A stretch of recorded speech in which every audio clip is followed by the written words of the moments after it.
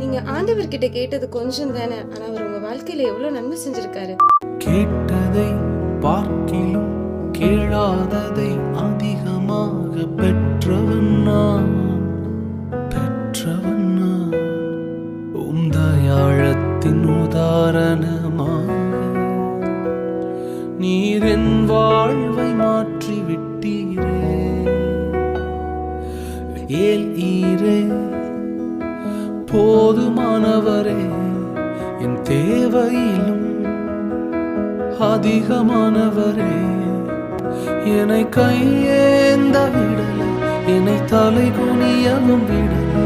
என்னை கையேந்த விடல, என்னை தலை குனியவும் விடல.